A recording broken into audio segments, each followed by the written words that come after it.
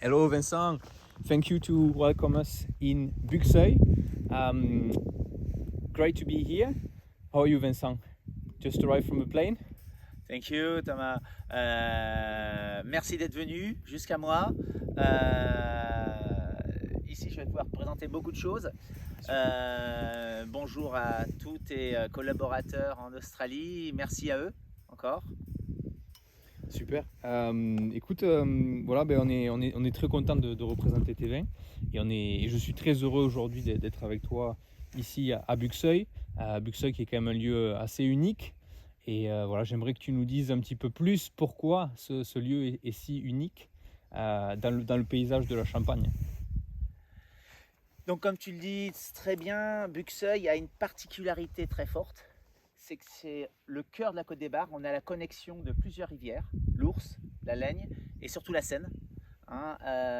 Donc on a ce micro-organisme d'humidité.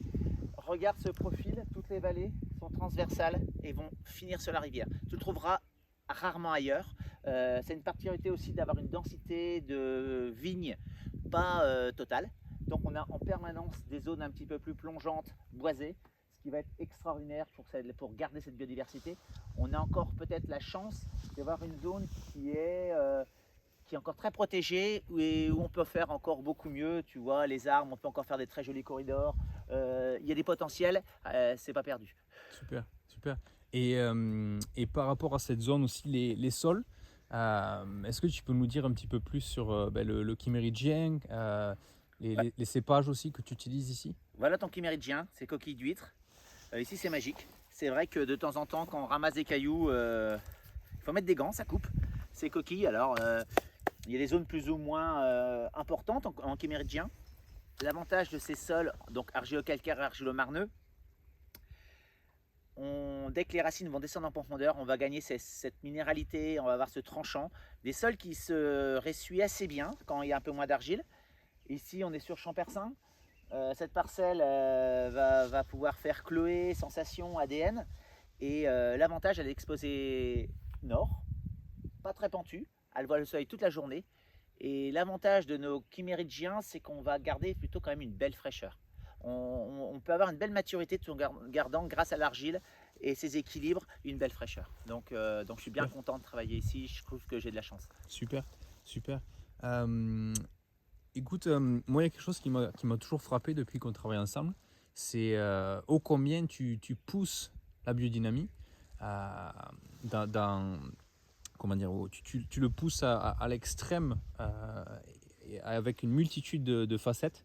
Est-ce que tu peux nous dire davantage ce que tu as entrepris, l'agroforesterie, les animaux aussi que tu as introduits dans les vignes?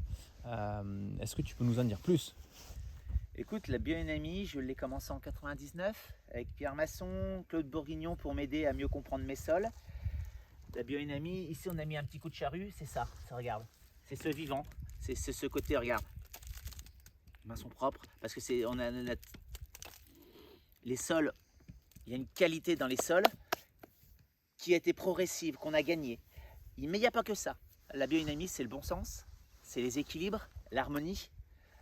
On peut être biodynamiste en faisant notre préparation, la 500, derrière faire notre silice et puis s'arrêter là. La biodynamie, c'est pas ça. La biodynamie, c'est la vie, c'est les équilibres, c'est l'osmose, c'est un jeu. Chaque viticulteur en biodynamie fait sa propre biodynamie. On a des règles de base, mais derrière, c'est à chacun de jouer. Et je compare souvent la manière où je travaille avec mes vignes, comme celle où on s'occupe de nos enfants. On n'a pas de préférence. Il y a une chose qui est sûre, c'est qu'on observe beaucoup. La biodynamie, c'est beaucoup d'observation. On essaye de comprendre et surtout, on n'intervient pas, on accompagne. Parce que si on cherche à intervenir, c'est foutu. L'accompagnement d'une vigne, c'est la respecter, c'est l'emmener à l'endroit où elle a envie d'aller, mais des fois, il lui faut un petit coup de main humain. L'homme, il n'est pas au-dessus de la nature, l'homme fait partie de la nature, l'homme fait partie de ses équilibres. Donc, la logique était justement de retravailler sur des fruitiers. Tu vois, tu as des arbres. Quand tu observes et que tu aperçois que tu as des oiseaux sur des poteaux électriques, ou c'est long là, une petite mésange, comment elle fait pour partir du bas, pour aller là-haut, c'est pas possible.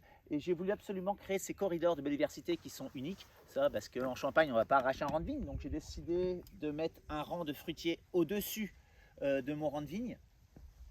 Ici on a des vieilles variétés de pommes à cidre, au-dessus on a des pêchers, un peu de brugnon.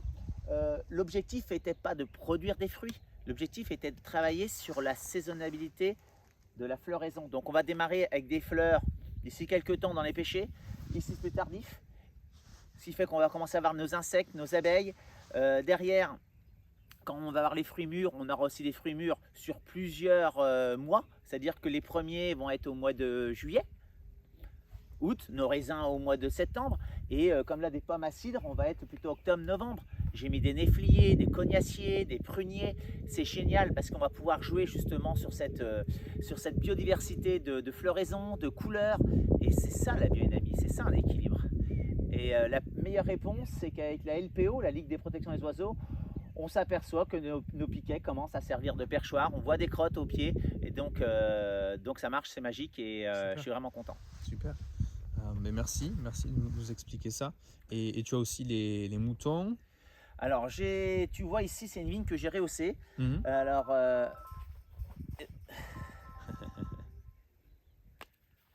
ici, c'est une vigne que j'ai rehaussée, justement, pour la pénibilité. Je t'ai dit, c'est un équilibre. Quand tu vois une brebis qui passe, je travaille avec la Shropshire, qui est la seule brebis qui ne mange pas les écorces d'arbres.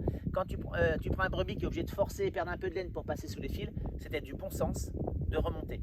Et puis ça aura d'autres intérêts. L'évolution du climat, choses comme ça. En remontant un petit peu nos sols, on va baisser un peu le risque de geler. On va surtout augmenter l'aération. Là, ici, je rogne quasiment plus.